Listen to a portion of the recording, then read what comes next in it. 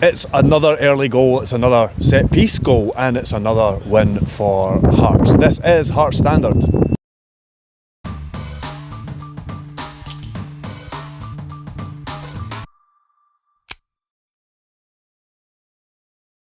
This is Hearts Standard. I'm Craig Cairns, that's Joel Sked. We are at Tynecastle Park where we have just watched Hearts beat Aberdeen 2-0. Just a wee bit of a health warning for you all. It's really windy out here. This is a very thin tripod, and as I speak there you can see it's moving, so hopefully the video stabilisation takes care of it and it's not going to be too bad to watch. But Joel, what are your thoughts on that? There's a lot of anticipation coming up to this game. There was points where I'll admit I was very nervous in that second half, but what were your thoughts? Firstly, I'm very worried about, I've got a bad hairline as it is. This one, Jesus, it's going to be bad. Definitely going to be watching this back. I thought that was, I think there was a lot to like from it. There was a lot of signs where it's clear that this is still work in progress, early days, but I just thought as the first game of the season, there was a lot of anticipation around it, and there was a lot of anticipation around it before Tony Bloom made these comments, and then that kind of just added to the sense of excitement around Tynecastle. I think you felt it coming out up the stairs from the media suite into the ground, and you kind of felt that kind of buzz, and it was almost like similar to a European night. It just had a different feel to it, and then the noise from the start was incredible, and the fact that early on, must have been in the first minute, there was a crunching challenge, maybe Harry Milne went flying into someone, or there was all like kind of 50-50 won the ball, and then it was like celebrated, and that's how I imagine Tynecastle, where there's just every action like that, where you're in the opposition's face, you're not letting them get out, is celebrated, and we felt that. I think felt that throughout the game. There was some lulls. There was periods where Hearts didn't quite get going, but if it wasn't scintillating football, it was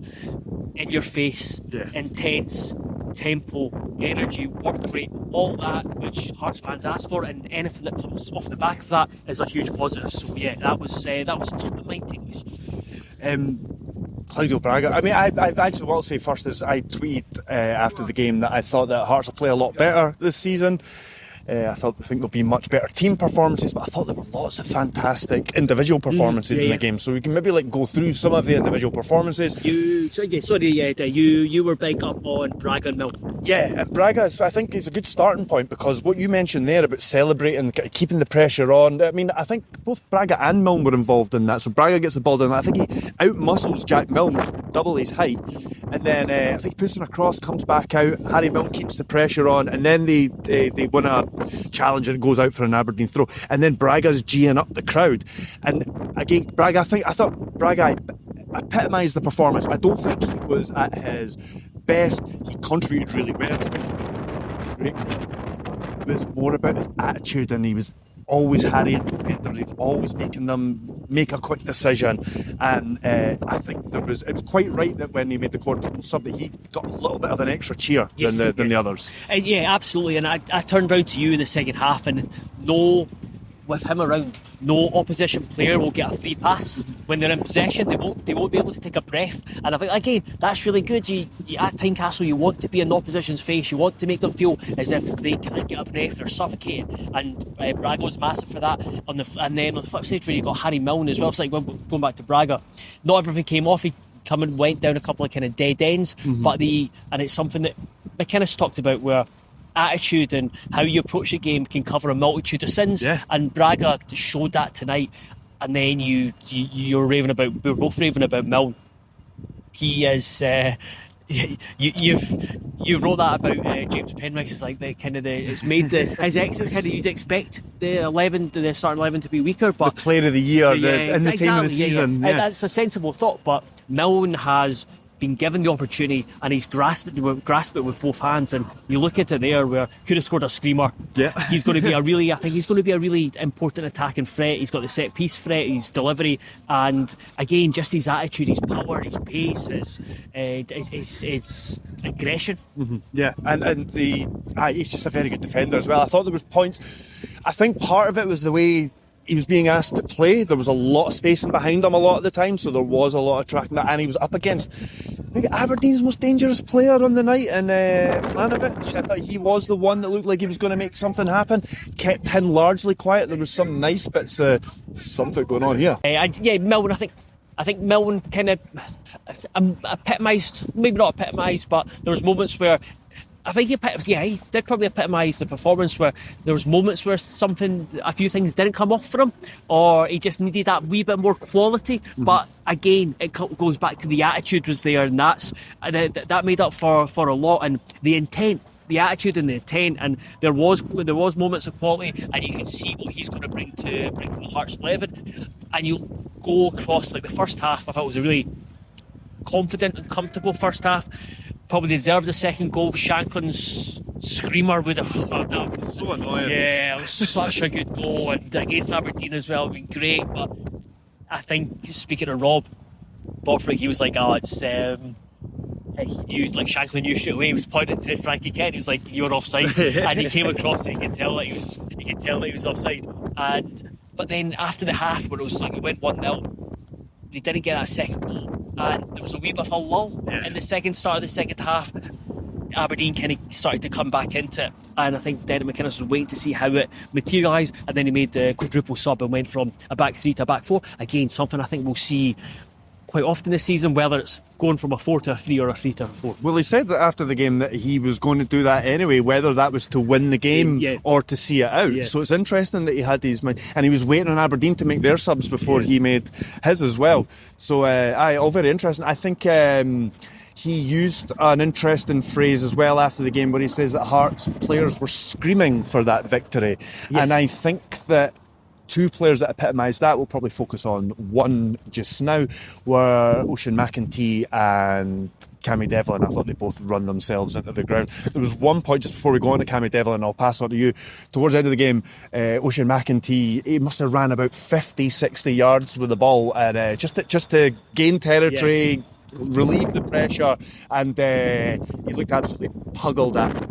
He was excellent. He just flew into every challenge, and there was a few where I was like, "Oh, don't keep it light down." But Bogdanovic likes a slide as well. But he timed. McEntee timed everything well. Everything was controlled. It was robust but controlled. You seen it in the Sunderland game when he crunched a boy. But it was a really good challenge. There was one Harry Milne challenge. He'd just been given a final warning, and then he just brought down Milanovic right on the line of the box. We couldn't see it properly. That was a heart in my. I think he was like, oh. But going back to Devlin, I thought he was the best player on the pitch. There was a few candidates, but Devlin was, especially in that first half, was sensational. And you can see. It's one of those where you look at the stats, and the stats match the eye test because he won the most tackles, he made the most interceptions, he won the ball back the most in the whole game, and it was.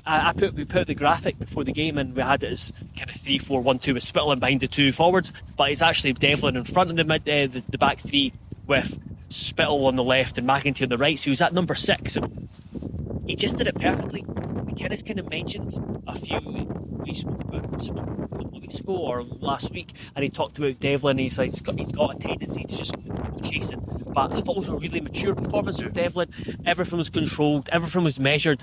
If he went to go and make a challenge or win the ball, he made the right decision to go to do it, and he was fully committed to win it.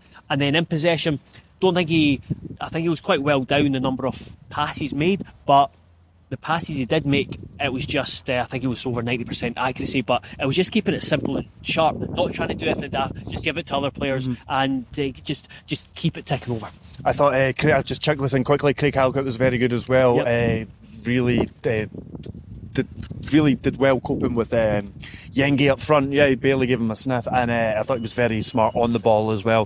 Do you want to add something about Halkett? You want to add on just about Yengi? Is that I don't think he didn't look very good, but he was awkward. Yeah. So that's where I think Halkett's done really well. It's probably it'll be the first time he's came up against him. So you could see a couple of times, like rather than trying to jump and beat him, he was like trying to head through him. It was like they were like grappling onto each other.